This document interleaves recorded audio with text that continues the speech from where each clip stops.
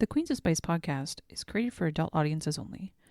Our show contains cursing, vulgar content, dark humor, descriptions of sexual acts and desires, and is not suitable for listeners under the age of 18.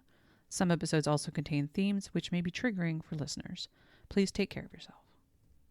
There's no porn in cuddling.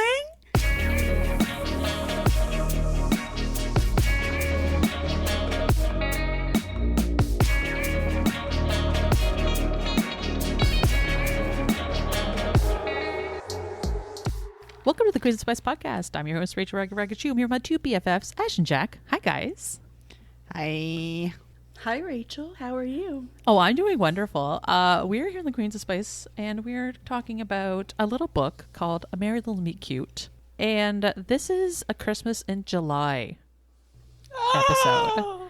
Because we typically spend Christmas talking about things like Littles and Krampus. So I figured it would be a good opportunity to actually celebrate Christmas.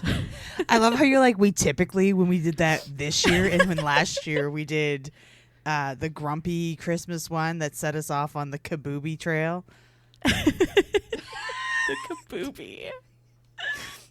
Yeah. I still haven't read Really Boston's book yet, but I'm gonna. So this book is written by Julie Murphy and Sierra Simone. Sierra, who you'll recognize from the Priest series that we covered like a year ago. And Julie Murphy is actually a fairly well-known author. She wrote the series called Dumplin', which has not a series. No, she wrote the book series Dumplin'. But it's on. Yeah, that's the entire series. There's like 4 or 5 books in it or something. And it's been adapted to a movie. Is it a Netflix movie? I think it's Netflix. Yeah, with Jennifer Aniston. Yeah, so kind of like a big deal. And she's a plus side lady, and I think she's from Texas, I believe. Yeah, North Texas. So she seems pretty rad. Jack, have you ever watched Dumplin' on Netflix? I have not. Do you like to eat dumplings? I do like dumplings, yes. I hear dumplings are a really big thing here, and I really need to get on that. Like, don't they have like special dumpling places there? Like They French have a dumpling? dumpling festival here. Like, it's a whole thing. Where are you going? The dumpling festival. Yeah, why not? It's a thing. Anyway, so A Merry Little Meet Cute. We are starting off with a fellow named Teddy. And Teddy Ray Fletcher is the head of Uncle Ray Ray's porn studio. And now he is heading up Fletcher Productions, which is like a more of a mainstream media, like movie creating studio. So he's doing production on like Christmas movies. Christmas. Yeah, you know, like the Hallmark movies is basically what they're going for, except these are on something called the Hope Network. I think it was but they're supposed basically to be Hallmark Hope. movies. Yeah, it was supposed to be. I think it was definitely a Hallmark kind of feel. Yeah, that's literally like they're Hallmark movies, basically. And so Teddy is getting into producing like Hallmark movies because like the porn industry is what it is, but he's trying to diversify his portfolio, as it were, so that like he has more steady streams of income. Yeah, and I think a big part of the whole like push behind it too is his kids, which is one of the like most fantastic aspects of Teddy's character. Like I love Teddy as a character. Honest to He's Jesus. like, okay, Jacqueline, imagine a dude who's like always wearing a Hawaiian shirt, even like under a parka because it's like -10 and snowing, but he's wearing fucking flip flops and like board shorts and eating chicken, and like for and no he's reason. always eating something. He's always eating something. Like he's such a fucking character. I love him. He like comes across like Random. he should be like the biggest skis ball ever, but he's like one of the most wholesome characters in the whole fucking thing. He's like, you know, I just need to support my kids. Like I just like, okay, you're gonna make your sex toys. You're like eco-friendly sex toys. Cool, that's great. I support you. He has 2 kids, Astrid and Angel. Astrid is the aforementioned sex toy. They're like carbon neutral sex toys that she is like producing. And Angel is going to art school, Fashion I design? think, and he works on the set sometimes. On the like porn on porn sets. Yeah, like I think he's a gaffer or something, or Okay. he does lighting. Interesting. Or a fluffer? Anyway. He's not a fluffer. No, he's very Not gay a fluffer. though. Okay. He's not. Isn't he bi? No, the other guy's bi. From Oh, the you're second thinking book. about what's his face? Oh, in the second. No. Okay, I haven't read the second book yet, so I'm not sure. Oh, to your point though, this is part of the Christmas Notch series.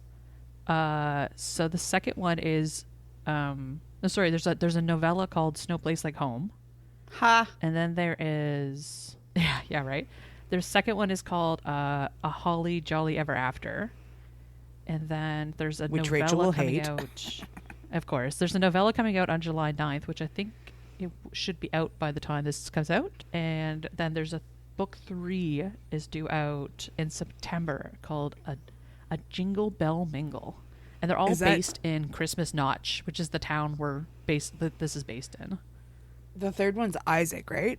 I'm really not. I think it is. I think you're right because I'm getting two of them mixed up. So that I think it's one of them. One of them's Isaac. No, Nolan's the pizza guy, and Isaac's the sad one.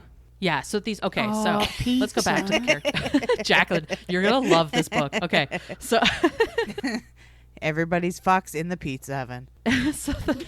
so the first the main character in this, the two main characters are Nolan Shaw and Bee Hobbes.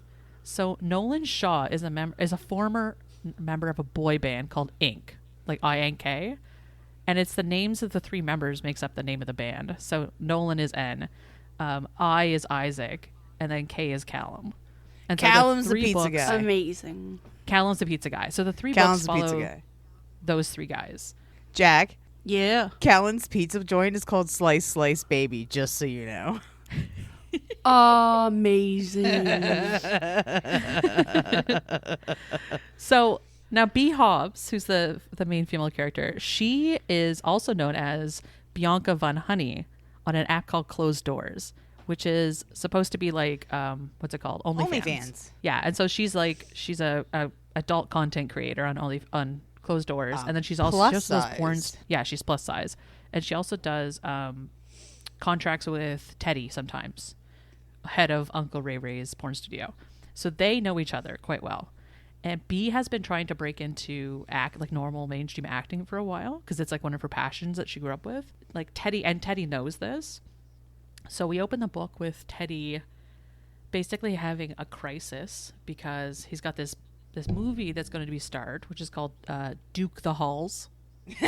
starring what's his name? Duke Frost something. What's his stupid name? Duke Frostmore, I think it is.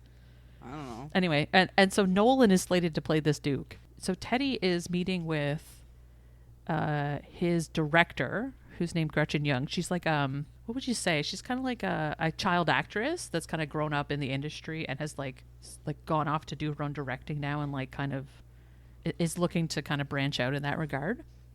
And so she's directing this movie that Teddy is producing. And at the last minute, like we're talking 2 days before production starts, their actress, the main actress in the movie, is like she gets sick at something called, what is it called? The Unfestival? I think it's what they call it. It's basically It's something like Burning Man. it's very much like Burning Man, yeah. And I think the joke is that like it's like you've probably never heard of it because it's not a festival, it's an unfestival, and you have to get an invite to the unfestival. And it's just like it's a whole fucking thing. Anyway, so the actress was like I think her name was Winnie Baker. She like got sick, like very ill or whatever, fell ill Food at poisoning. this. Yeah, well, well, I don't even know if it was food poisoning. It was probably drugs or something. Or anyway, they kind of tiptoe around what it is. I've read the second book, so Oh, tough affair. So, spoiler alert. yeah. So, however, the other problem we have is that at this unfestival, there was a bunch of people who was working on the production, like makeup artists and costumers and stuff like this, who like were standing under this, was it a walrus or something? Under this I can't remember. constructed walrus thing, and like one of the tusks fell down and hit them, and they all like were injured and had to go to the hospital and couldn't do the production. Shenanigan. It's just ridiculous. And so we set up this book with so Teddy has to replace a bunch of like stage people, like hands and helpers and stuff in the movie, and his main female actress. So he runs to the airport to meet up with Gretchen to talk about who's going to replace Winnie. So when they're at the airport, Teddy has like he just like he's panicking, right? So he just shoves a bunch of stuff in his bag and goes. And when it gets to the airport, Gretchen's sitting there flipping through like the headshots and the resumes or whatever of these people who could replace Winnie, who they had interviewed before. And she comes across this like half, like I think it's mostly naked headshot of Bee. It's like risque, yeah. Well, no, I think like her tits are fully out. Like it's a whole thing. And Gretchen doesn't even bat an eyelash at it. She's like, no, this is the person I want for this role. She's like edgy and she's like alternative and she's different. And that's who I want to be in this role. And Teddy's just like, oh shit, that should not be in there. That's like from the porn production studio, not from the acting studio. So. Because he fucked up. He fucked up. He done fucked up, basically. And then Gretchen's like set on having this person in her movie though. So Teddy like assures her that this will happen. And he's like, you sure you don't want to like interview her or whatever? Like we didn't talk to her. And she's like, no, just do it. That's who I want in the movie. Go. And he's like, fuck. Okay. So we go into the parking lot and Teddy's sitting in his vehicle and he calls Bee. And he's just like, okay, this is wild, but can you get to Vermont in 2 days to start filming this movie? It's going to be like 2.5 week production. And Bee is like going through the mental math in her head of like, this is a crazy thing to do. It's crazy. It's absolutely insane. Why would you do this? And she's like, I'll call you back in a few minutes. I need to think about this. And so she sits there and she has the dialogue in her head of like, you know, I can't be a porn actress forever. She's like 24 at this point. So she's like, I can't, like, this is not, it's not a career that you do forever. So like, it would be good to diversify her portfolio. And like, she's always wanted to be an actress and she was always in drama clubs and stuff growing up. So she's like, okay, fuck it. Like this was the thing I wanted to do. I'm just going to do it. So bam, she takes the job and the next day she like gets on a plane and flies to Vermont. Doesn't Sonny convince her to do it? I don't think Sunny actually does have to convince her, but Sunny is definitely like amped up for her. So Sunny is her roommate. She's also a porn actress. Yeah, she's her bestie. She's also works in porn and she's a makeup artist as well, I think. Yeah, and she's like, I think because they have the conversation about who Nolan Shaw is and like how Bee was like obsessed with him. She had such a crush on him. Yeah. So Nolan Shaw he's 31. So he like, I think it's 5 years ago or 6 years ago or something. The band broke up. So, and he was in that band for not Ink. Yeah. Right. It was like when Tragic. 98 Degrees split up. Nobody cares about them. The Moffats? I don't know. Backstreet Boys, NSYNC. Well, Like, those are bands with people more than 5 people, like with 5 people. This band had 3. I was trying to go. LFO. I don't think that's like super necessary. Okay, I'm sorry. So it was like then the Backstreet Boys broke up. Well, were they as big as the Backstreet Boys? Yeah. Oh yeah, they were Okay. huge. Huge. Huge. And then we jump over to Nolan and we get his kind of intro and his backstory and all this stuff about like, so Nolan is like, remember this like boy band.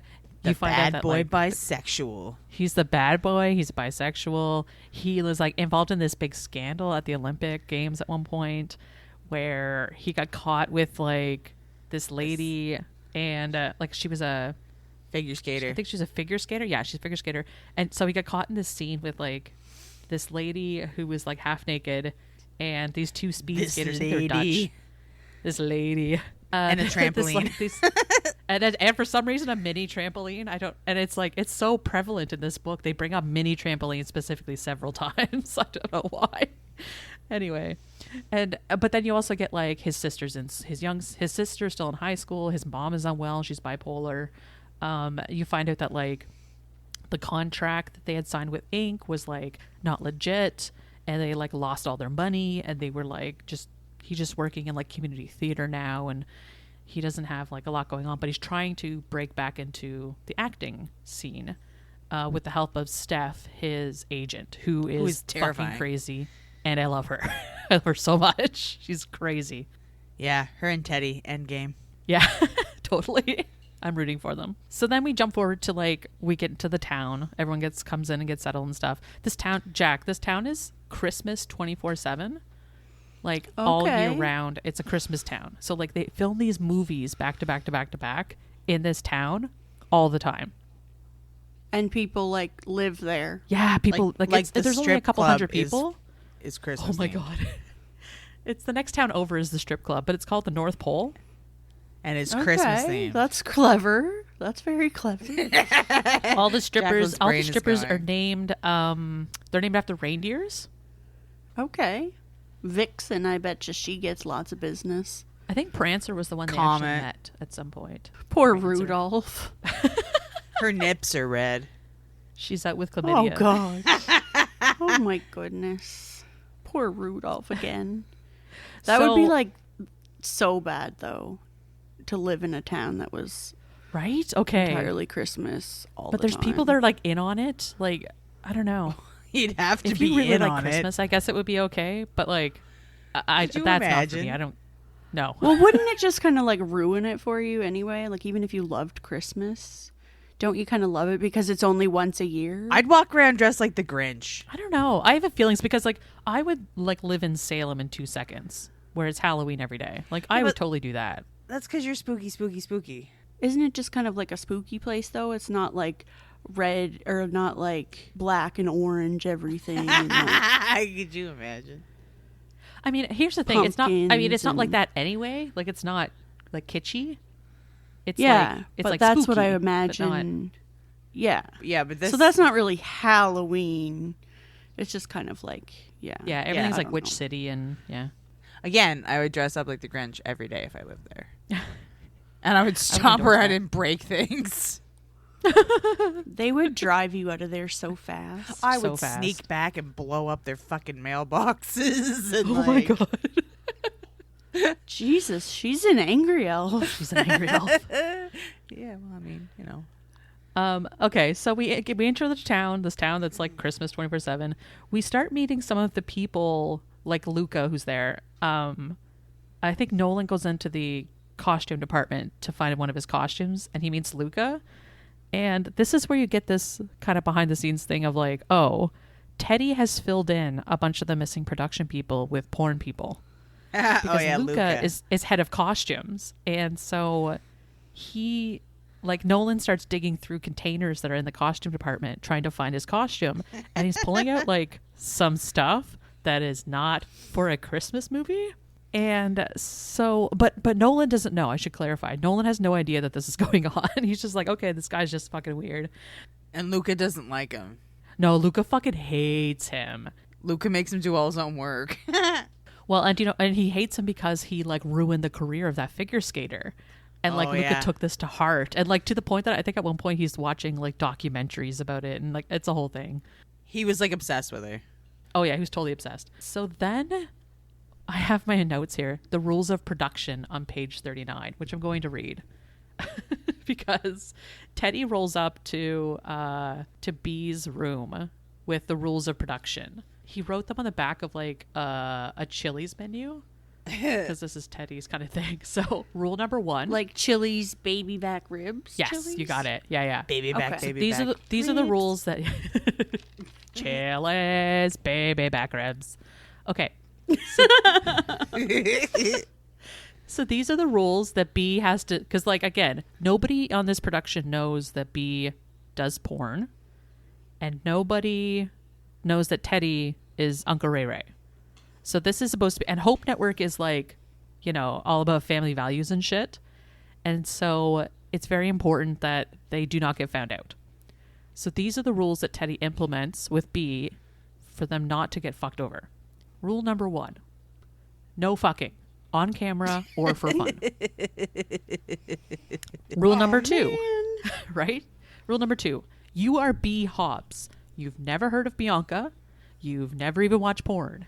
You use parental controls on your Netflix because you are that fucking wholesome. You might as well be a virgin. Yes, I know virginity is a construct, blah, blah, blah. Number 3. What? I love Virginity's Teddy so construct. much. Number 3. How is virginity a construct? Because it's a concept. It's a concept, yeah. So it's a concept implemented because of women's purity was supposed to be held amongst value, which is bullshit. You can't actually break someone's hymen. Also the Yeah, patriarch. but you can have sex for the first time. But that's but like what constitutes you can also have anal sex? sex for the first time. Like what's that about? Yeah, what constitutes sex? Like if you got finger banged your entire life and never had like penetrative P&V sex, does that mean that you died a virgin because somebody just you spent months with somebody's fingers jammed up in your twat? So like, yeah, it's a construct. Okay, number 3. Thank you for I'm not accepting. even gonna argue. Jack's like, I'm just not gonna bother with that. Perfect. Clear, I will never win. Come up with a backstory and stick to it. You were plucked from student film obscurity and are so thankful that this is your big break. Number 4. Now, number 4, I'm going to have to lay out. It's a Venn diagram. Ooh. So in one circle on the left, it says patrons of adult films. And in the circle on the right, it says Hope Flix viewers. And that's the name of the Hope Flix is their Hope channel, like streaming service. And the two circles are not even close to each other. And it says, see that giant gaping hole between the two bubbles? That's our only shot at getting away with this. Mind the gap. And then 4B, it says, keep the jokes about gaping holes to yourself. Number 5, no, period, space, fucking, period. And number 6, I'm serious. So those are the rules that have been laid out on the Chili's Kids menu, given to Bee from Teddy, that you have to uphold within this entire production. No fucking. So, of course, the first time that Nolan meets Bee, he has been an avid subscriber to Bianca Von Honey for several years at this point. And he knows exactly who she is. Not just a subscriber, but like a top tier subscriber. He's a honeypot subscriber, actually, which is like top tier. That's what I said. I just didn't use the fancy word. You gotta use the But you fancy have word. to use the fancy word. I'm sorry. So those two meet, and Nolan comes off as like very off-put, I guess, like from her perspective, like because you get it from Bee's where she's like, this guy's just kind of like not making eye contact and like seeming awkward and whatever. So like, and you get like this little nuggets of like, oh, he's probably like upset that it's not this other lady who is supposed to be here, and it's like, you know, this fat actress, and you know it's terrible, and he's got to put up with it, whatever. And so that's like her initial response, and she's like, yeah, but I'm used to it, whatever, it's fine. And Nolan in his head is dying inside because he has been fantasizing about this woman for fucking years, and she's standing in front of him, and it's amazing. He's trying not to get a chub. He totally gets a halfer, like easily. Heifer. He gets a Sounds halfer like on. heifer.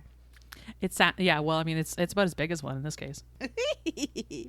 Like a moose. So the first day of recording or of filming, they get to do, which I think anyway. This is kind of interesting the way they lay the book out. But on day 1, they like start at the end of the movie basically, and so they're doing like the final, like the big kiss finale that happens in all these Hallmark movies. And when they're doing this, Nolan is like, it's from Nolan's perspective, and he's trying so hard not to get a hard on while he's kissing her.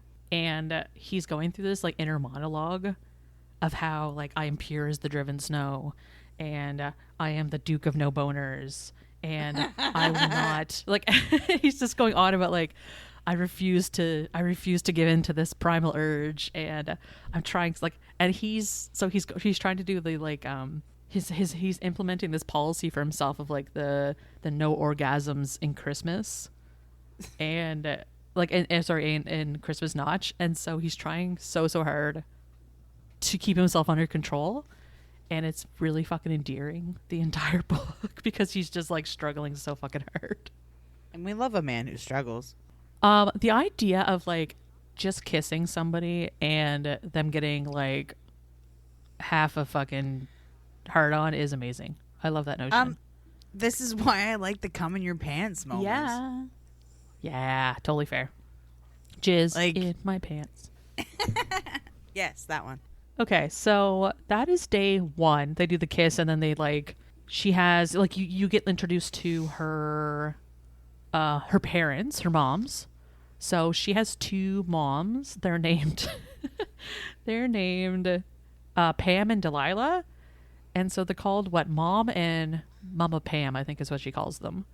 And Yeah, they're like so. the most delightful human beings on planet Earth.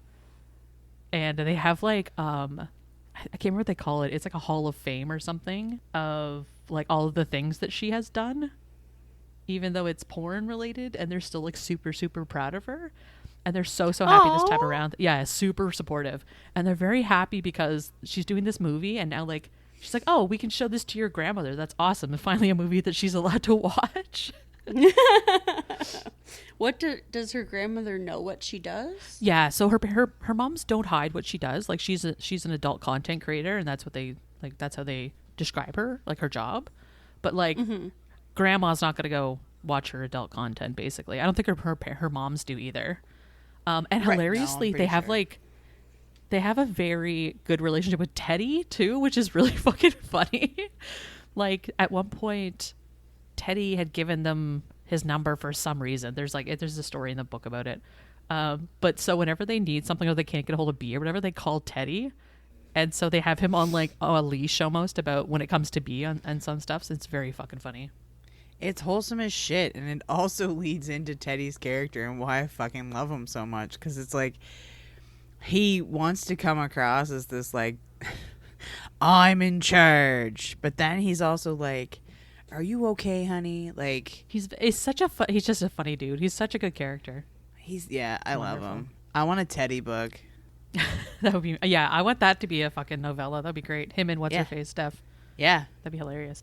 I mean they do bone, so Well, and there is another novella coming out after the series too, I think. So like who knows, maybe. I mean I'm sure Goodreads probably does, or the authors maybe they probably know. You would think, maybe.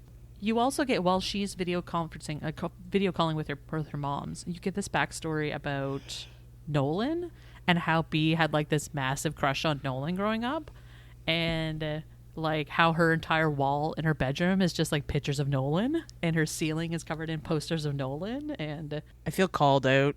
oh yeah. And I think at one point they her mom's like bring up when they were caught in the rain after this concert waiting to meet Ink, and they got blown off or something like this. The Backstreet Boys would never. Yeah, they I would. don't know, man. Yeah, they would. For sure. I was at a concert when I was 12 years old, at the Backstreet Boys concert, and we had stopped in Truro, actually, ironically enough, and the buses pulled in. We were like getting gas or something like that, and they pulled up Howie and AJ's bus along like one area, and like we're kind of like not fan servicing, but like waving out the window at all the girls. Everybody was like, "Oh my god!" Blah, blah, blah. In the meantime, and it goes Nick and Aaron Carter's bus. It pulled up like along the other side, and like they snuck in. So like, yeah, they totally would. Amazing. Yeah. So day 2, this is where Nolan, he's like just about to he has this like, okay, I need to go back on this one. The hotel they're staying at, it's like a Christmas theme hotel, so everything in there is Christmas related. So Nolan, for example, has a lotion in his hotel room that's gingerbread scented, and he had used it to like jerk off one time, and so like he's got this thing that keeps coming up is this like gingerbread scented masturbating kind of thing. Okay. And Okay. Is there cinnamon in gingerbread though? Yes. but yeah, probably. So would it be wise to masturbate with cinnamon in your lotion? I don't know, Ashton. I don't think I've ever masturbated with cinnamon lotion. Well, I wouldn't think that'd be a good idea. No. no, because Go ask Bucket Nuts. He's got a penis. Hey, Bucket Nuts, have you ever masturbated with cinnamon? I think he has his headphones on. Boring. But, like, We'll get back to you I on that work- one. a spa that I worked at had like a cinnamon lotion, and I watched a girl, like a esthetician, walk out of the room with it, and she came back in walking fucking bow-legged, and I was like, what's wrong with you? And she's like, I rubbed it everywhere. And I was like, I don't understand. She's like, everywhere. Spicy ass. I don't know. I mean, and here's the thing. It said gingerbread scented, so potentially it's not. There's not actually, like, it's just the scent of it. It's not actually cinnamon in it. You know what I mean? Right. That's fair. Probably artificial ingredients. Yeah, like when you get hand soap, like hand soap that wouldn't actually have cinnamon in it probably. Like it has the flavor or whatever of it. I would hope it's not the flavor. You know what I mean? Anyway, so they're I'm gonna go masturbate with some cinnamon now. Okay, bye. Bucket Nuts just responded. Okay. I What did Bucket Nuts texted say? him the question. I said, have you ever masturbated with cinnamon? And he said, just a stick down the pee hole. Sounding for the win. I did not know he's into sounding. Good to know. Thanks for that, Bucket Nuts.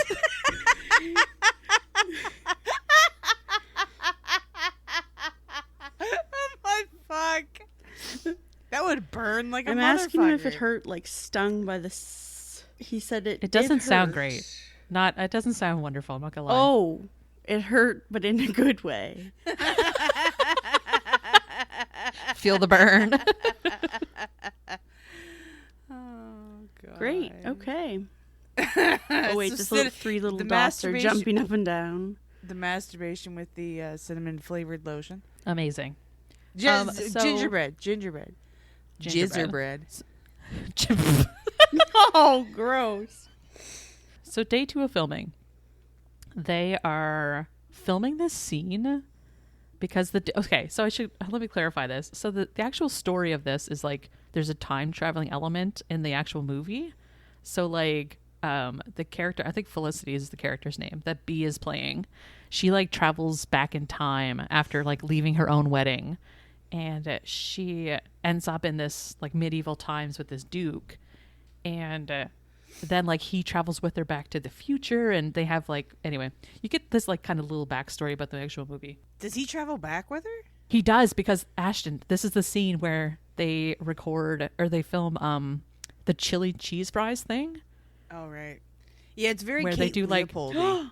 Yeah, they do like What the about chili cheese fries? I love so chili cheese they're fries. doing like a Lady and the Tramp chili cheese fry thing for the movie. Okay. Where they're both like chewing on the other ends of the chili cheese fry until they kiss in the middle. It's very cute. It's very Kate and Leopoldy. Yeah, for sure.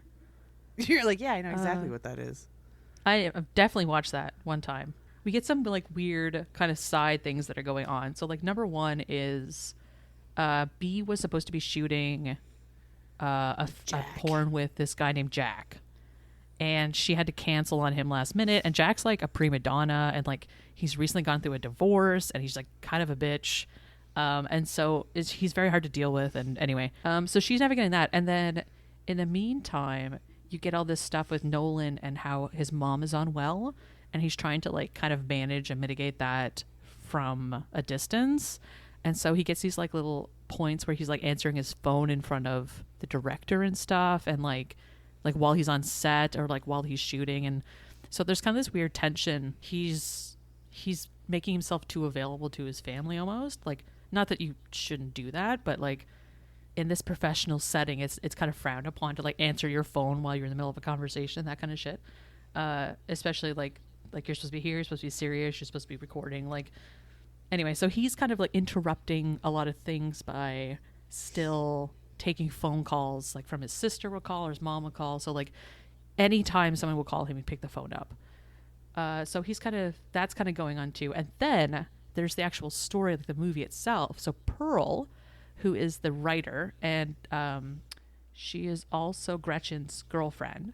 She's kind of like a super eccentric person, and she like does things like starfish out in the snow at night to watch the stars, and like charges her crystals and shit like this. So she's kind of a weird, like an odd duck, but she's the writer on this. She's eclectic. And, she's very eclectic. And so she's she hasn't written the ending of the movie yet, kind of.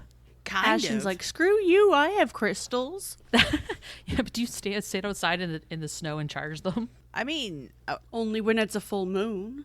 she's not wrong. Fair.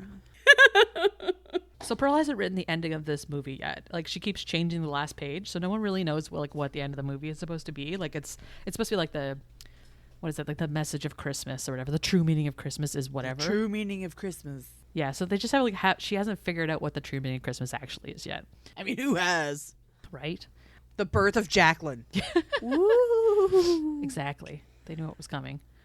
So the next day, Bee and Nolan start like sharing a space more often, I will say. And this is the part that I'm going to get Jacqueline to read later. When he goes into wardrobe and helps her do her corset up and then puts her stockings on for her. And she is having this like, I don't really know if he's into me or whatever. Like, he's just kind of weird around me a little bit. But like, she's got the vibe that like when they had their first kiss or whatever, she's still like, hot. I've always had a crush on this guy. This is hot as fuck. But then this scene and wardrobe, like, they just do some naughty things. And she's so fucking into it. And he's so fucking into her. And it's just wonderful. Aww. So in the meantime, Luca has been going to the North Pole, which is the strip club, with Angel. Like, they'd be going constantly, like to the point that Luca would roll up at like 7 or 8 o'clock in the morning, still hungover and like not doing his job and all this. Anyway, hence why like Nolan had to go help Bee put on her costume, is because like Luca was Hung the fuck over. Yeah, anyway. So the next day though, like Luca and Angel hook up. And Angel is Teddy's son, if you recall. And like they've had crushes on each other for a million years. So it's kind of a big deal.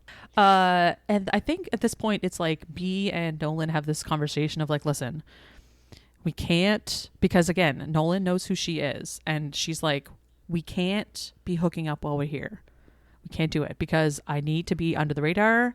And like Nolan needs this to work out because he's got the bad boy reputation following him around. And like he doesn't need another scandal because he will lose this job and he will not be welcome back in the industry. And like Steph is on his case about like, you need to be pure as the driven snow. Like you cannot be caught doing anything. And so the two of them have a lot to lose by like having a relationship here. Because they both sexy. But they both like sexy and they both super into each other.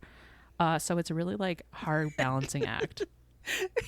I'm reading my notes and I'm like, what the fuck does 100% that horse mean? And then I realized what that meant. So this is where so Nolan apparently is like a very good horseback rider. So they have to ride horses for this one scene because you know he's a duke, so you have to ride horses. And so he gets this horse, and the horse's name is 100% that horse. And then the other horse for Houston. Bee is called Whitney Houston, and it's amazing. However, Bee is like scared of horses. And I think the backstory is like she went to this Yeah, she went to this party when she was a kid and like a pony like kicked her in the nose or something. So like she's dead ass afraid of horses, which comes up later.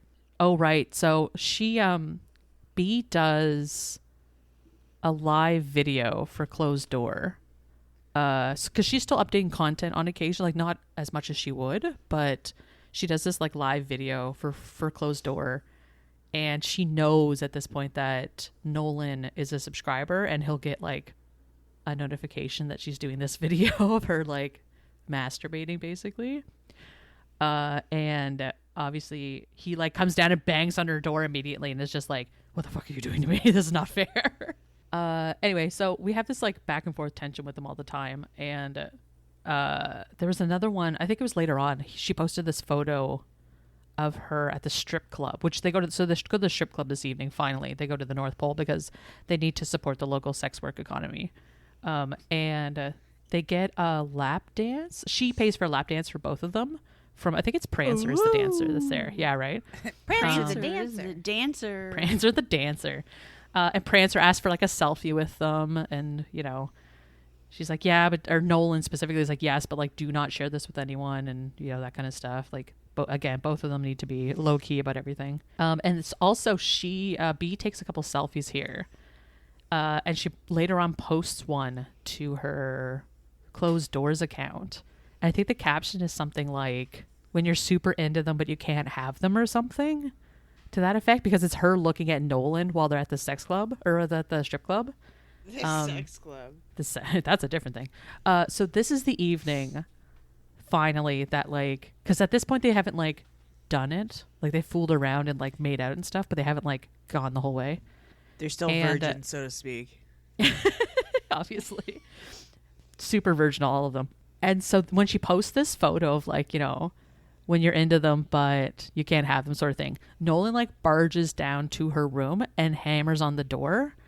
And he's like, I don't even think he says anything. They're just like immediately start going at it. Like start making out and like super smexy times. And I think, oh yeah, it's a marathon of smexy times and a morning BJ, etc. I think is what I wrote.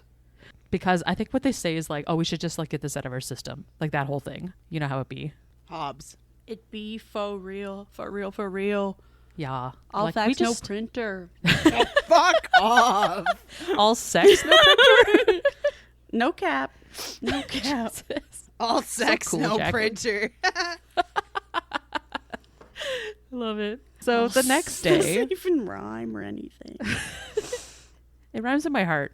Okay, so the next day, they have a day off, and they have like a team building kind of night, which is optional. But they have like the whole crew gets together and has dinner, and then they all go to the bar in town, which is called the Dirty Snowball, for karaoke. And obviously, Nolan, you know, boy band extraordinaire, gets up and sings a Christmas song because Ink did a Christmas album. Oh, okay. Yeah, right. And so like. Because even I think it's even Luca in this one, because he calls Nolan out about the like I think Nolan's like, why do you hate me so much? And Luca's like, you stole our America's sweethearts chance at a medal or something, referring back to the Olympic Games. And he's like, okay, well, to make it up for you, I'll sing any song that you want. And so Luca requests this song off of their Christmas album, and so Nolan gets up and sings this like. And especially with Bee being such a huge, like, she loves Christmas, she loves Ink, and of course he sings her favorite song on the album, like directly to her, basically. And so she's like, swoon. And then obviously she gets way too drunk, and they just cuddle all night in bed, and they don't actually have any sexy times. And that's actually the spot where she's going to make you read. Okay, so the next day, so picture this. We've got Nolan and Bee in Bee's bed, both fully clothed, because they got wicked drunk and nothing was going on. Whiskey dick. Well, not even that, but she was like out cold, and she's like, I just want to cuddle, because there's no cuddling in porn. It's not a thing they do.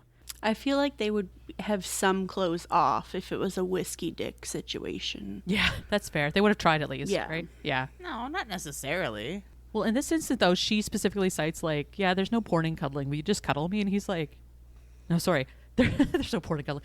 There's no cuddling in porn. There's no porn in cuddling. I mean, it depends on who's it. doing it, I guess. Have you guys ever, have you ever on Pornhub ever clicked the, like, non-sex, I can't remember what the category is called, but it's like the Pornhub stuff that there's no actual porn in? Like safe for work porn? Yeah, I think that's exactly what it's called. Have you ever watched any of it? No, just like I'm it's gonna just like look it up though. People like the two. What is it? I think one of them's like 3 black guys come and help me move my sofa, and it's 3 black guys come and help him move his sofa. Like they actually That's do hot. the thing they're gonna do. It's Oh, funny. but like, do they have like their shirts off and stuff? Yeah, they do. Yep. Okay, there Yeah, you go. it's a thing. It's kind of like, thirst videos, but way earlier. Maybe, I don't know. Only on Pornhub. Anyway. Yeah, only on Pornhub. And yet you have so- videos on YouTube of the girls who are like reading Harry Yeah. Potter with fucking vibrators inside them, fully dressed. It's a thing. Oh, good That for reminds me, them. Our Good podcast for is on them. YouTube now. Fun fact. That reminds me. That reminds me. You can now download Queens of Spice on YouTube. If they don't finish taking us all off of there yet. Yeah, if they don't actually take down all of our audio, I will be super surprised. But so far so good. They've only taken 1 down, so that's not bad.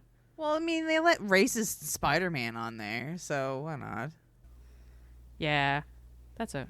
Or like the That's a video thing. that explains OnlyFans to children, and they're gonna take our podcast down. Like, all right, cool, priorities. It's a thing. Maid cafes. These are all things my child has watched. Oh gosh. I'm looking at you, YouTube. What? Call What out. did I do? YouTube? Are we calling you YouTube from now on there, Jack? I don't know what's going on because I wasn't paying attention because I'm looking at Pornhub.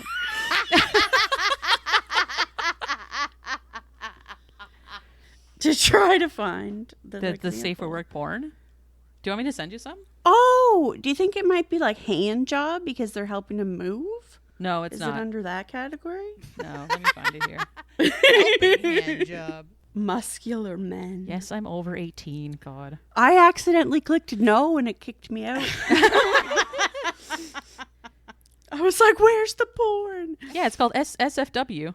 I'll send it to Oh you. yeah, just found it. Yeah, there you go. Wait. Oh. Jerk off while loving my homemade warm bagels. What? Okay, it sent me to a different place. Okay, but like, Because I got can we talk a about naked the person and it's a shy hand job. I'm not going to we open it, Ashton. Let's be fair. But can we talk about the jerk off and the bagels thing for a second? Like, Do you That's- think they give us the recipe? that Oh, they might. the secret sauces come. Yeah, because what's his name? Ryan Creamer? I think he's the guy that made it, like, he made it quite a thing. But like, I think that's the guy. that's not safe for work if you're masturbating to a bagel. No, but here's the thing, Ashton, is that it's just a picture of bagels. So the person who Like- watches it is supposed to masturbate to the pictures. Of I think so. bagels. Yeah, I think that's what's going on. Weird. Yeah, it's I a mean, thing. no, Anyway. no shame, man. You want to jerk off to bagels? That's your business. I don't want to. I have to. Minecraft tips and tricks 3 fast and free house. Bagel sexual.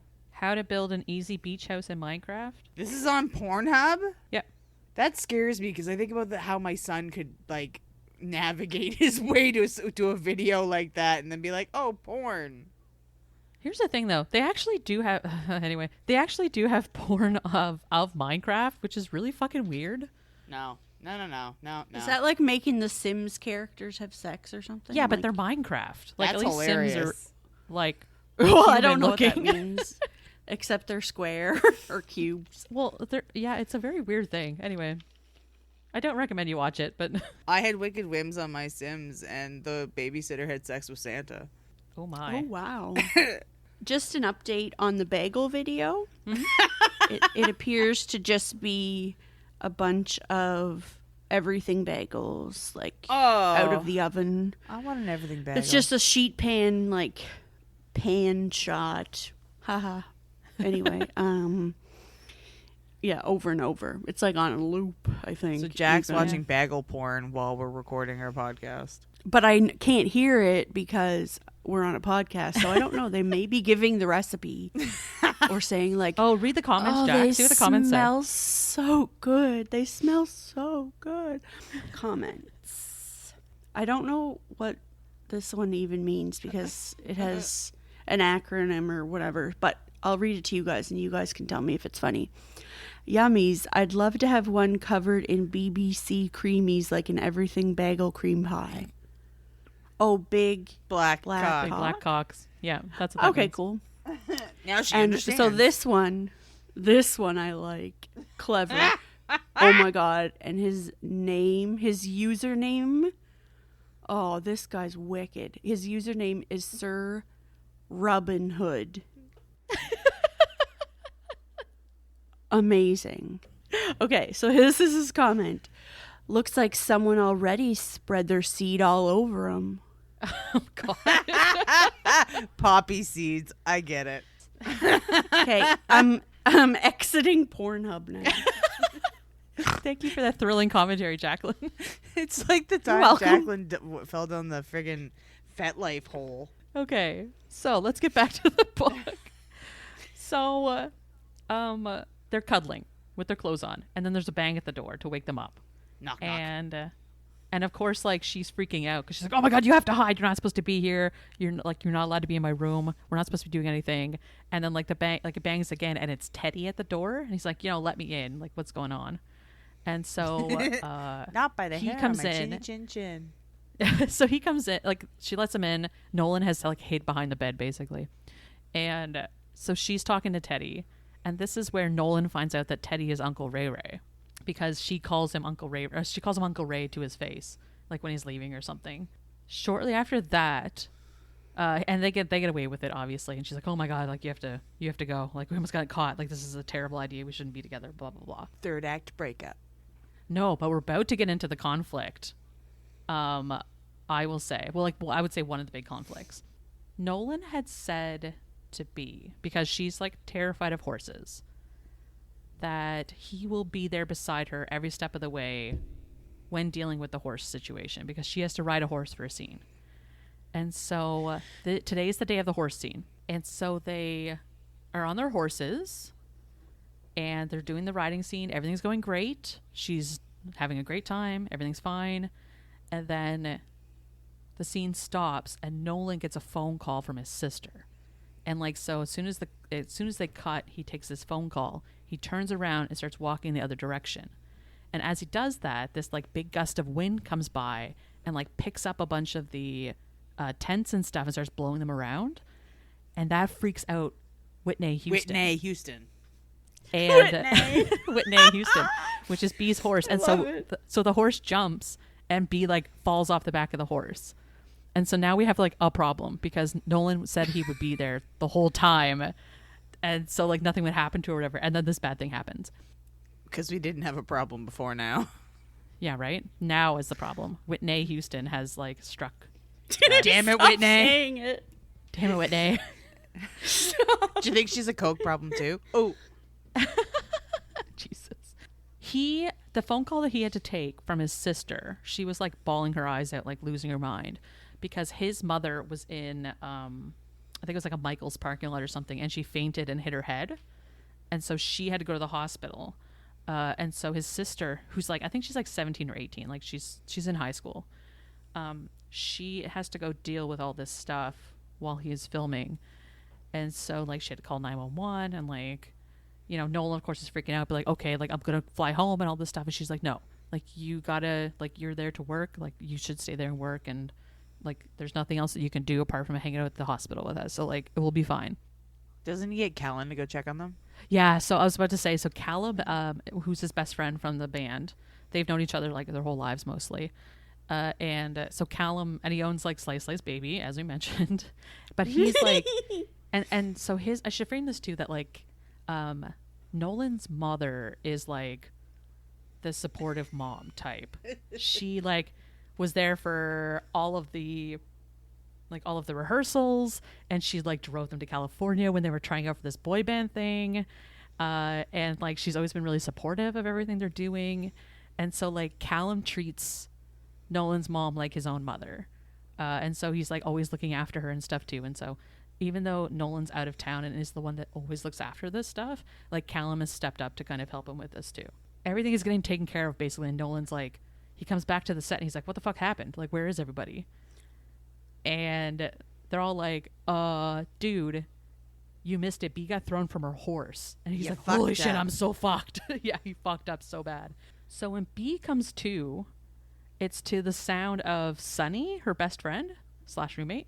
And she's just so confused. Like, Sunny, what the hell are you doing here? Like, what happened? Did I die? Am I dead? What's going on? And so Sunny, of course, is like, no, you're not dead. You just got thrown from a horse. Where's that asshole Nolan? He was supposed to be here and all this shit. And she starts just talking shit about him. So Bee gets put on bed rest for like, I think like 2 days or a day or something like that. And at the meantime, so like Teddy has just showed up. Steph rolls into town as well, who is Nolan's agent. And Bee's on bed rest. And so at the same time, Gretchen has a chat with Nolan about his phone usage, and Steph has advised him specifically to be like, do not tell anyone about your home situation, because people will just use that to like out you basically again and make it look like you're this charity case and just like, you know, it's just bad for press and all this. It's a bad optics. And so he doesn't tell Gretchen, the director, about it. And he's just like, you know, I'm sorry this happened. It won't happen again. It's going to be a non-issue going forward. And so that's all he leaves it at. He doesn't actually tell her anything. Groveling. Yeah. Well, I mean, it's not so much he grovels that, because Gretchen actually, she frames it in an interesting way too. Because like, she straight up tells him like, hey, do you realize that if, like, imagine if I would have done the things that you did, like the scandal and all this shit, the bad boy image and all these things he had, Oh yeah. like going through his whatever. She's like, do you think I would have been able to get away with any of that stuff? Like, you have been treated with such privilege as like a white man, like a young white man, to have been able to get away with these things. Yeah. Like there's the thing, there's a lot of deep stuff about the industry in this that I'm kind of glazing over, but there's a lot of interesting commentary, especially about like sex work in general, obviously, and then about like the entertainment industry. And so there's a lot of running commentary that we're kind of like glossing over, I would say. Interesting. Jacqueline's back on Pornhub. Interesting. No. The bagels, Interesting. I want a bagel now. Oh, basically, God. Nolan goes and apologizes to Bee for taking the phone call and not being there when she fell off the horse and stuff. And this is where, like, I don't know, he's not really here garnering sympathy, but he does straight up tell her about like how bad it is with the home situation and his mom and what happened and all these things. Because she like is mad, obviously. She's like, you said you're going to be there for me. You said you were going to like help me through this stuff and you weren't there. So what the fuck? As she should be. Oh yeah, totally. Like if someone says they're going to have your back for something like that, especially if you're terrified of something, like, yeah, legit. Like spiders. Oh, fuck spiders. Okay, so they have the confrontation. He tells her about like what went down at home and all this stuff, and she's like very forgiving about it, and then they obviously get down to fucking. DTF. So this is where they get the conversation of like, we want to make this relationship work, and like how can we be together, basically, like after the movie wraps. And so they're like kind of getting into the feels about each other and how they can make this work. And part of the issue that she's having, of course, is that like Nolan is trying to get this like squeaky clean image in order to continue working in the industry, basically, like, and that's at the advice of Steph, his agent. And so Steph's thing, of course, is that like, what is the worst way to have a squeaky clean image is to date a porn star. So don't do that.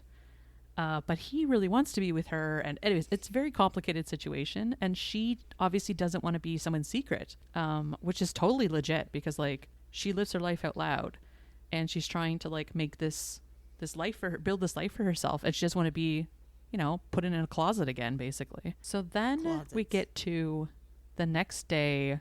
Callum's sex tape gets released. So Callum is the other guy in the boy band. And this is he's also dad bod central. Oh my god, he's a dad bod icon. Yeah. And it's really funny because like this, I mean, so this set is filled with a God. bunch of like sex workers and like people who work in the industry. And like even Luca is just like 5 stars. This is like, that boy fucks. Like I would, anytime he has another sex tape, please send it my way. Oh my god, it's so funny. When at the end he slaps them on the ass and says that's how the dough gets made. Oh my god. So Jesus. Okay. So and this also perpetuates a question from Bee to Nolan specifically, because Nolan's bisexual, like overtly, and she's like, have you, like, I need to know, like, did you guys ever fool around in ink? And Nolan, of course, is like, it's like the short answer is not, like, the long answer is not going to interest you as much as the short answer isn't going to interest you, because he's like, yeah, we just like fooled around and made out sometimes, but like nothing happened. And because I want to say Bee at one point, like, she mentions reading fanfic about Nolan specifically, and she like cites playing this fanfic on her head in loop while she masturbated when she was younger and stuff like this. Like it was a whole thing. Okay. Mm-hmm. Weird. Because like Callum was his straight boy crush, right? Yeah, like, so Callum's like 100% straight. And then Isaac was a little bit more like, yeah, he's a little more flexible, but I think he says he's a, what's the phrase, he's a 1 on the, what's that scale, Richter scale? no it's the one for human sexuality. Oh. The Kinsley scale. He describes Callum as being a 1 on the Kinsley scale, which is just like he's into like a little tiny bit non-heterosex, basically. And basically like talking about how he would just like make out with Callum, but nothing would ever go down. So that's the only kind of spicy stuff that happened there. So after that happens, we start getting this interesting landslide of stuff going on with Ink. And like specifically the guys from Ink, because after Callum's sex tape gets out, Dominic Diamond, who's like the paparazzi asshole who basically caught Nolan at the Olympics, he rolls up to he rolls up to fucking what's it called to Christmas Notch, and he starts like poking around basically. And of course, like, and then the internet gets a hold of Nolan's personal life stuff that's going on, because I think it was his sister had made a social account somewhere, like talking about her life, and somebody dug it up, Twitter or something. Yeah, and so That like her name wasn't on it, idiot. but they pieced it together, and so that got leaked out to the public too, and so then he's like, well, fuck this, I'm gonna just like get out ahead of all of this. Nolan makes a deal with Dominic Diamond to do a tell-all about the Duluth Olympics, like the story and all the stuff that happened. So he's like, well, fuck it, like I might as well like get ahead of all this bullshit that they're doing, and just like I'll give them what they want, basically. And so he tells the story about what happened at the Olympics, where the gal, I can't remember her freaking name. She was having a threesome. Yeah, she was in the middle of a threesome with the two Dutch speed skaters, and she got like wicked bad food poisoning. And so the only person that she thought to call in that moment was Nolan, who had given her his number earlier in the day. And she's like, okay, well, this guy, like, he's not going to be judgy about what's going on here, and maybe he'll like look after me and or something. So he like went and basically took her down to the med area for this like wicked food poisoning, and like because of it she had to drop out of the Olympics and all this shit. Like, scandal aside from that, she still had to drop out of the Olympics. Unfortunately, Dominic Diamond caught them as he was carrying her out of the room, and so he was fully clothed. He had nothing to do with whatever was going on in that room with that mini trampoline at all. With the mini trampoline. The mini trampoline, which was again highlighted several times. I don't like, it came up so many times in this book. It's so weird. Anyway, so this mini trampoline had nothing to do with any of it, and he was just literally there to help her out. It was an innocent trampoline. He was an innocent trampoliner. Trampoliner. So we get that, and of course, like, Dominic tries to dig in some angles and like starts asking about Bee specifically. And of course, Nolan is just like, yeah, she's a new actress, and she's doing really great and really supportive and happy to have her here. And that was it. And he left it at that. So we didn't talk about any of the relationship or who Bee was or any of that stuff.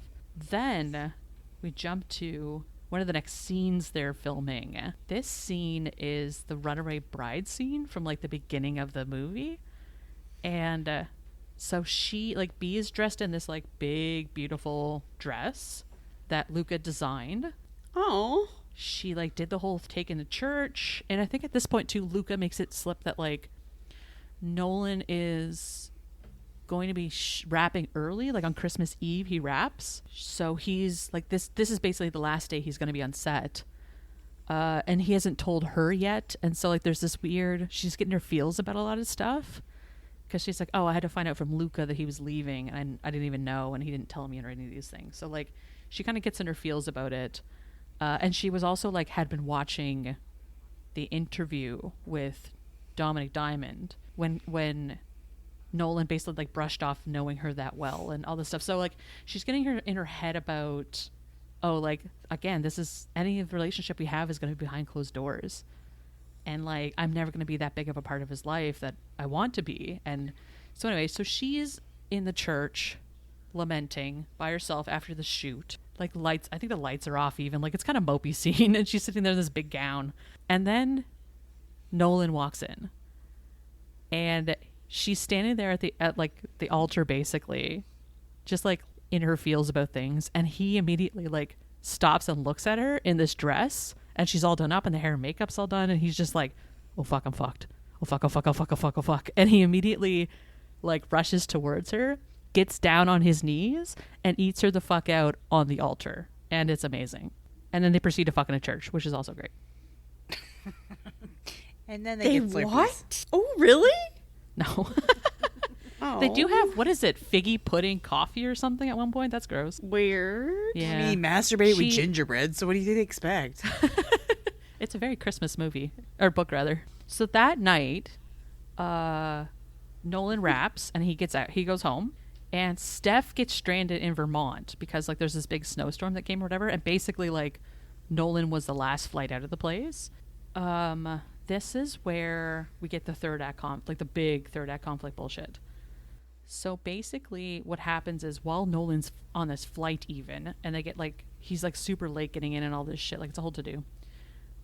Dominic Diamond released this thing about Bee specifically, about who she was. And so basically the entire story of Bianca Von Honey comes out of her like porn persona and how she has worked with Teddy, and Teddy's the producer on this stuff. And so basically the worst case scenario happened and he got a hold of all this information, and even had the picture that the stripper had taken at the North Pole of her she and posted Nolan. it on Instagram. Right. Yeah, he got a hold of all this stuff and just like outed her about the whole thing. So She likes the dick, guys, and vag too. Okay.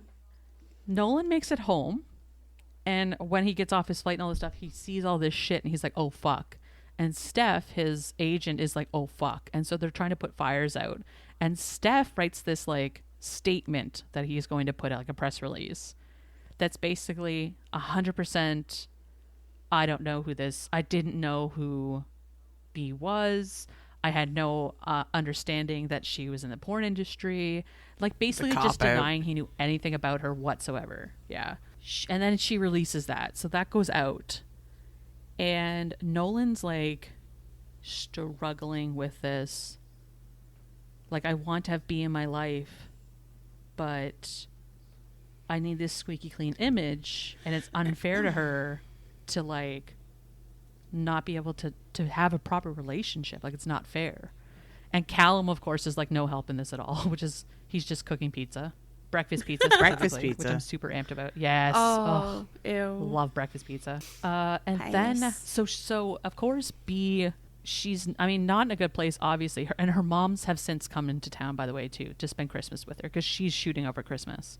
She immediately, because she had received a couple kind of threatening voicemails from Jack in the meantime about like canceling on her and all this stuff, and like you better be careful and watch out and all this shit, like sounds threatening basically.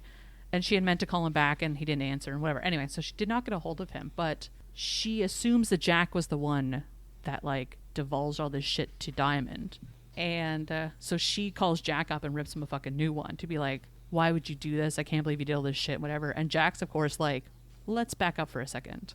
I didn't do any of that. I called you to warn you that this guy was sniffing around and asking me information about you. So you will calm the fuck down. Yeah, so then the press release gets released from Nolan, and there's this whole like breakup situation that's happening between them, obviously, because she's just like, I need you to love me in the public, and you just like deny that I even existed, and you had no idea who I was and all this stuff. And I need you to love me where like the whole world can see me, sort of thing. And she's just like straight up keeping her boundaries about it and having none of it, which is great. You love to see it. We get this conversation with Gretchen. So after like Christmas, they have Christmas off, and Bee and Teddy sit down with Gretchen because they're like, okay, what are we doing? Because like we're really sorry, but like this is who we are, and like now it's out in the open. And the first thing, actually, do you remember what Gretchen says? The first thing out of her mouth? No. She's like, Bee, I am so sorry that this is happening to you, and are you okay?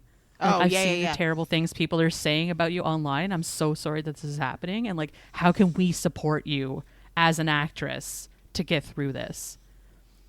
And Gretchen is straight up like, this is like, I haven't heard a peep out of the Hope Network about any of this, but this is the stance they should be taking for their actress, is to support her and not to be like quiet, radio silence about this thing.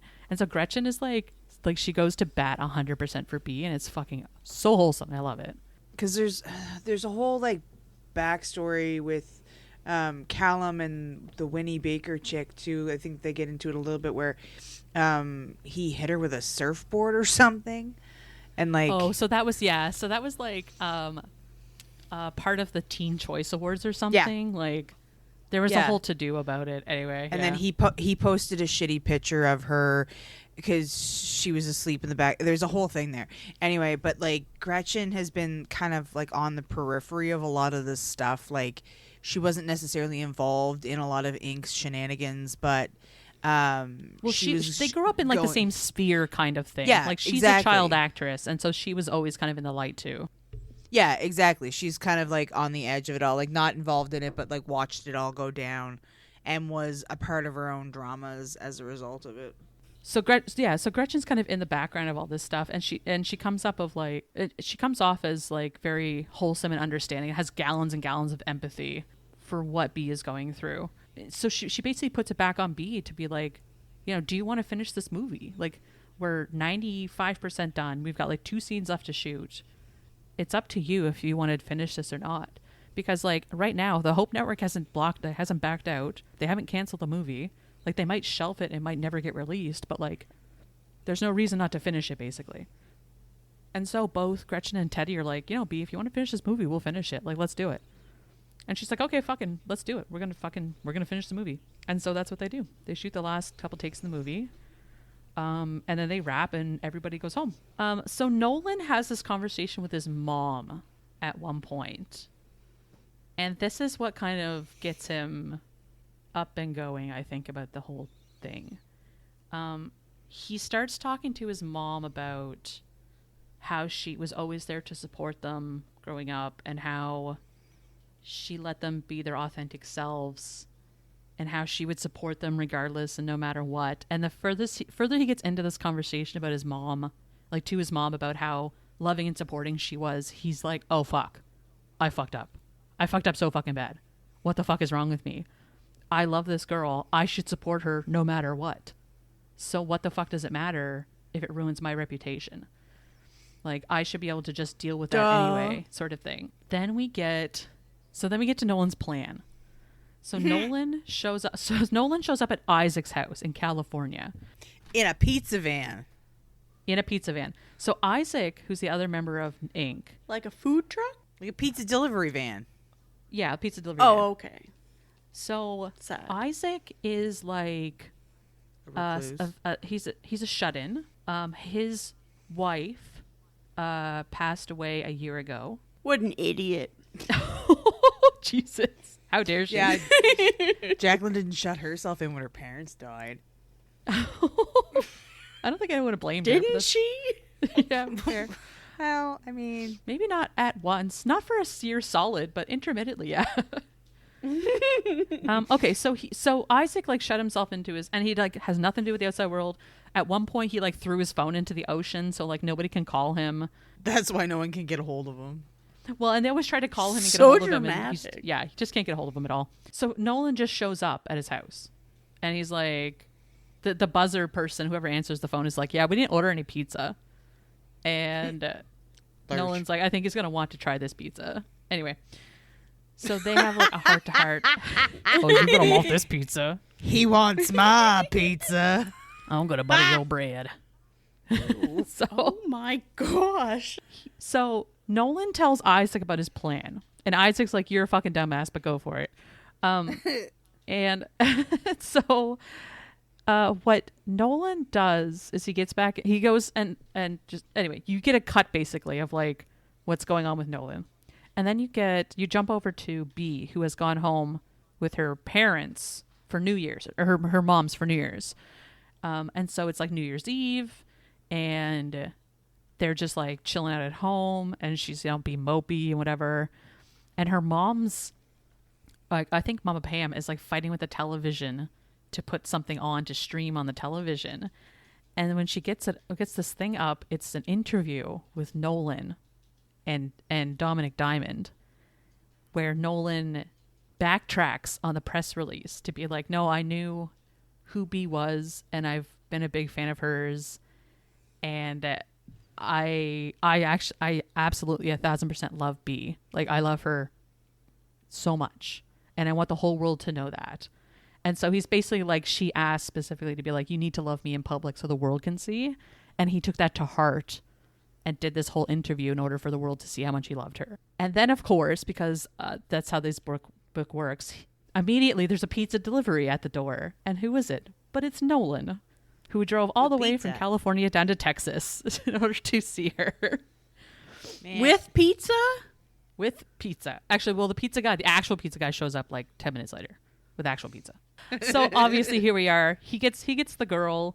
They make up. They're together forever. You get the epilogue of like, I think it's almost a year later or something, when they're having a housewarming and they're moving into their place in California. And Teddy and Steph fuck. Yeah, Teddy and Steph fuck. And she's like doing movies and stuff. And so what happened with the movie was that there was this huge discourse online about like, why are we shaming people who work the sex industry and all this stuff. And so the movie actually got like a lot of publicity for free, and a lot of people actually saw it, to the point of like, at the end of the movie, I think they said they were slated to slated to make a second, like a sequel to the movie, Hope After Dark. So like, what's that? They create like there's like the Hope Network, and so they create a whole other network, or like underneath Hope Network.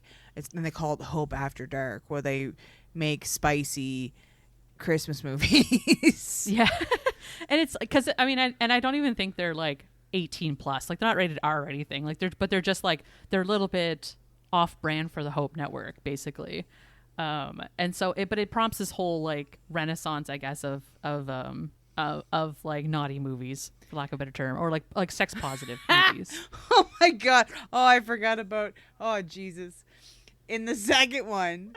The second book. In the second book, Kellen's Jewish, and he plays a young Santa Claus, and there's something to do with his spunk powering his sleigh. Oh my god. Oh my god. Oh, that's right. So like, I think because Steph is representing Callum now.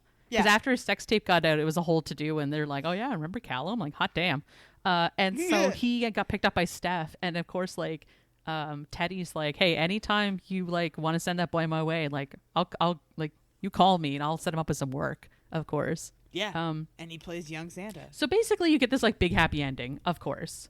So Jacqueline, I'm gonna get you to read something. No. Yay! This is actually okay. So let me frame this.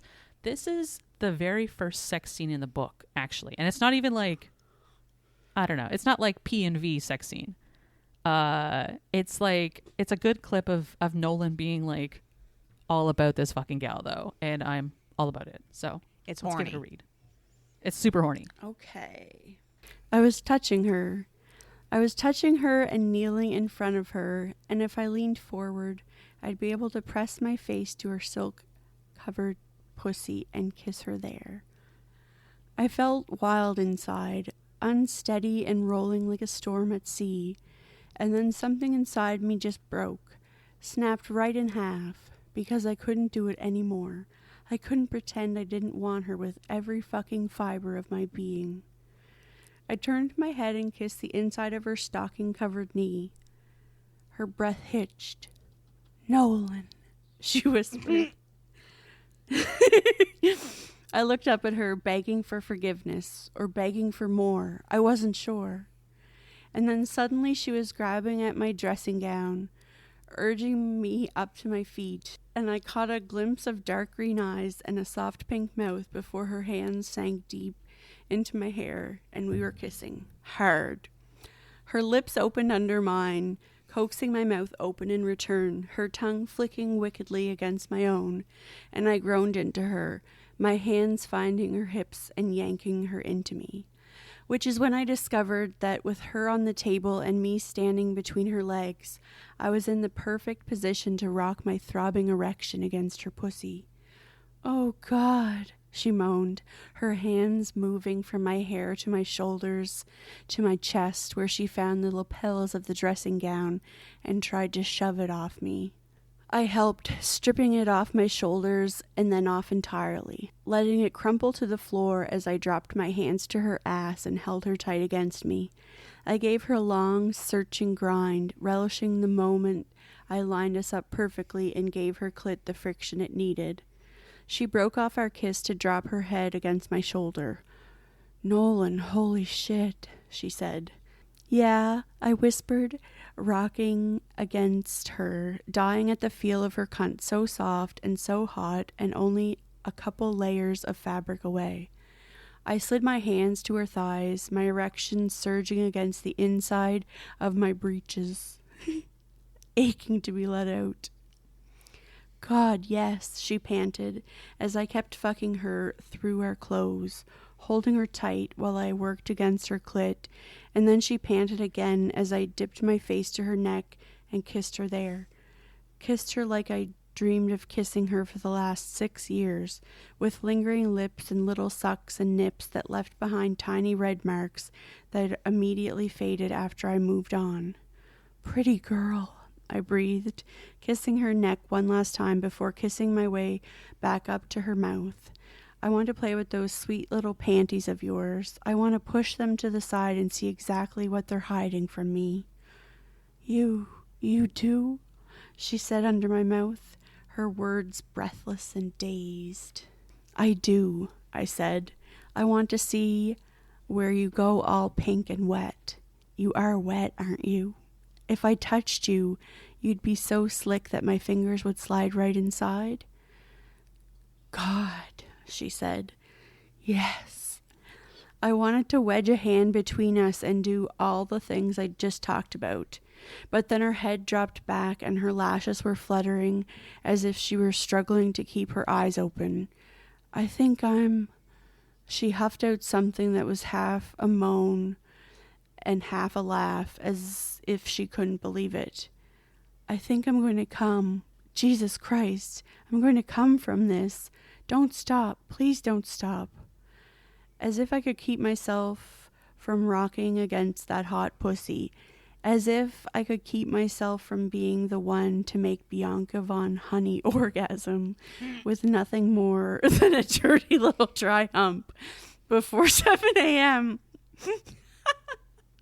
An orgasm she did, her hands finding my ass and gripping hard as her mouth dropped into a big O, and the flush crawled all the way up her neck. I could feel her body tense against me. I could feel the faint flutters of her sex and the way her thighs wrapped tight around my hips, as if to make sure I wasn't going to go anywhere until she was done using me. Like I would. If I had my way, I'd stay here in this room with her forever, letting her use me as many times as she needed to get off.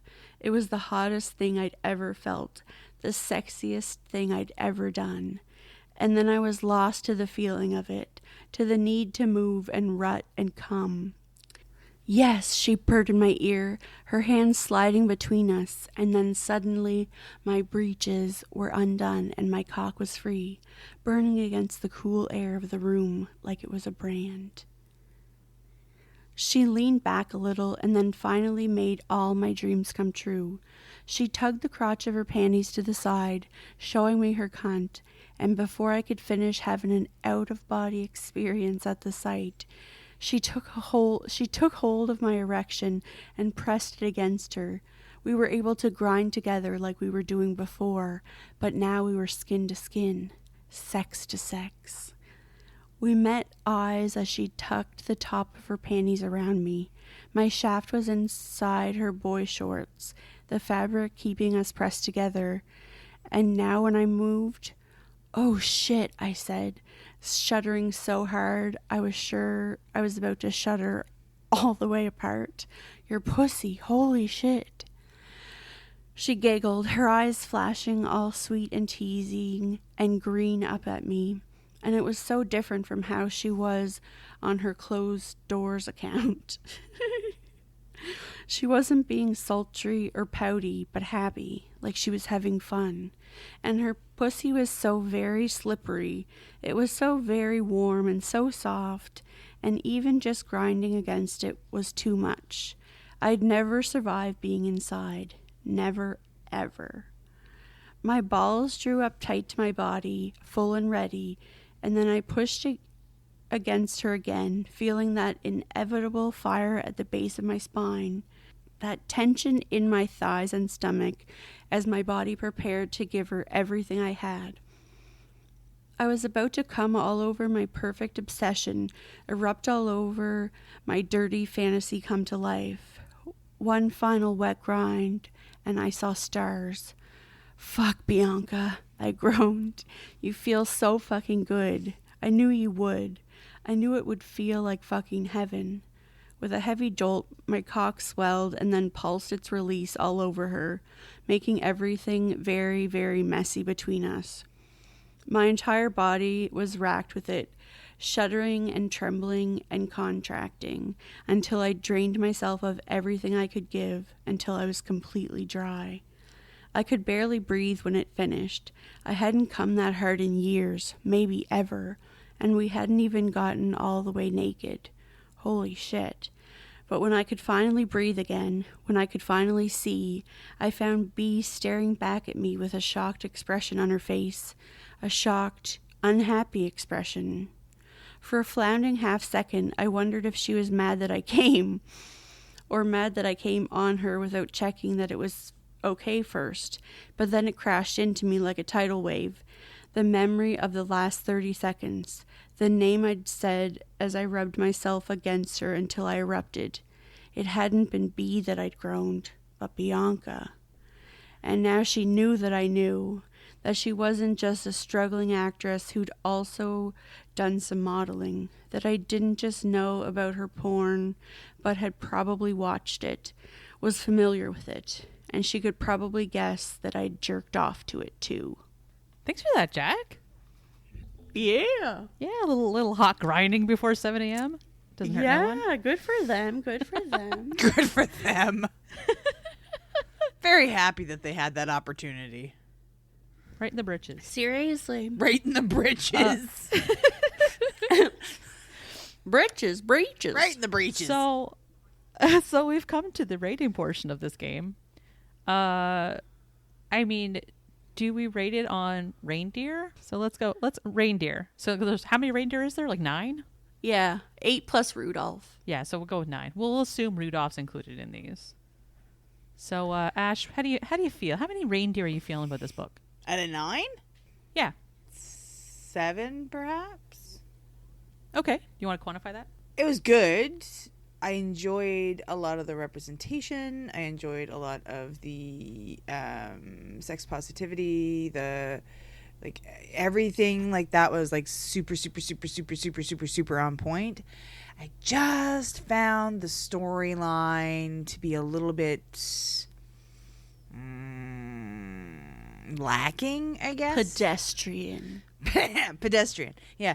Yeah, I just found the storyline to be a little bit lacking to some degree. Like, it didn't have the wow factor. Like, it was good. It was entertaining. It made me feel happy, whatever. It was worth sharing. But it didn't have that thing that was like, man, I love that fucking book. Do you know what I mean? Yeah. So yeah, 7, because it wasn't bad. It was, on the better side of good. Can you cite anything, like what would you have changed about it? Okay, knowing that Sierra Simone was a part of this, I was expecting a little bit more of the like poetic flow, maybe. Yeah. Okay, I could see that. Yeah, because Julie Murphy is a very like sarcastic author, I will say. Which was fine too. Like, I didn't mind that. I just she's cheeky too. Like it's very like not the same as Sierra at all. Yeah, there were some parts where I was just like, this just. I get why you did it because it's kind of funny, but like it also needs to seem like realistic in my head, or like it needs to flow, and certain things didn't flow. I don't even know how to describe it. It's just there was something that was like, I wanted more from it. Okay, if that that's makes legit. sense. So I'll say that like I think I will give it. I don't know. Like I'm feeling 8-ish about it. I don't disagree with your 7, to be fair, because like yeah, it wasn't like there was no wow factor per se, but like everything in this book I was pleased about. Like I don't know that there was anything. Does there need to be a wow factor? I don't know, but like I know what Ash is saying, and like I've never read Julie Murphy before, so like it was kind of nice to be like to have this breath of fresh air. So like, but I agree to the fact that like it did not feel like Sarah Simone had a hand in this. I think is what it comes down to. I would have expected more of it. Yeah. Yeah, like well, not even more, but like, because she has this like Sarah's books are like they tear your heart out and do shit with it, and like this book was it's a very much a meet cute like adorable rom-com book. It just happens to be about a porn star. So I don't know, like not that I was expecting it to be more gritty and dark and whatever, but like it was a very kind of fluffy book for what it was. So, and I don't know if that's a bad thing or not. Like I really enjoyed it. I picked it up off the shelf specifically like out of nowhere just to be like, oh, this looks like a fun book. Like, you know, whatever, I'll pick it up and read it. And I wasn't displeased with it. And like Julie Murphy's writing's great. The representation, like you said, is fucking spectacular. The commentary was very good. And so, yeah, I mean, I'd say like 7 3/4 of a reindeer. So maybe Poor a little reindeer's guy. like missing Or their girl. antlers or something. It's Rudolph's nose. I guess they're all boys, aren't they? They're actually technically supposed to be girls because reindeer don't keep their antlers at Christmas unless they're female. Right. I So forgot they're about female that reindeers. thing. I think I know what it is. What is it? It's like there was too much quirk. Oh, it was very like quirky. Yeah, it, super it quirky. relied too heavily on the quirk factor. Like, oh, this would be funny if it was. Do you know what I mean? And so it was like that kept taking me out of it because there was so much of the quirky and not it just kind of like it made it lumpy to me instead of making it smooth. Yeah, that's legit. Jack, how do you Jacqueline, how do you feel? How much reindeer do you feel about this book? You got to look up porn bagels in the middle of it, so like that must count for something. Yeah, that does, basically it just gives it a straight up 10 out of 10 for me, but Porn bagels, 10 out of 10. seriously. I feel as though I'm unable to issue a rating on this book. Okay, why is that? I feel like as a voter, a judge, if you will, I feel as though I need to recuse myself. What? Okay. Explain. I feel like my ADHD was kind of acting up a bit. And so I don't feel as though I paid enough attention to give it a rating. But based on the bagels and what I had to read, I would say, like, I'm giving it so far, like, a 7. But no vote if possible. You like to abstain? Yes. Okay. Yeah. If that's okay. Are you planning on reading this book, Jacqueline, given that your proclivity to now reading romance books? I possibly. She's got to finish the off-campus series first. Yeah. We got to read the off-campus series by Elle Kennedy. Oh, yeah. I have that one, too. I just haven't started it yet. Yeah, I just picked up the second book. I have to start it. Is that the deal? Or that's the one we read? Mistake is the second one. The mistake, Okay. the score, and the goal. And then the legacy. So we got a bunch of 7s across the board, so that's reasonable. 7s across the board. 7s across the board, and Jacqueline-ish voting 7. So that's okay. Next time we are back, we are reading what I can only assume is a very special fanfic. You can only assume. Well, I haven't read it yet because I got to get on that. But it's called I haven't read it yet. I haven't read it yet. What's it called, Ash? The Novitiate. Novitiate. That's okay. Novitiate by Secret Raylo Trash on AO3. So you can look that up on AO3. Novitiate is spelled Novitiate by Secret Raylo Trash. That is an Omegaverse book that we're going to be covering because it's been a minute since we've done an Omegaverse or a fanfic. And I had Now I get Ashton both. scour so many Omegaverse books. So I hated you my made life. me ended up. I'm so sorry. I appreciate you so much. I just want you to know that.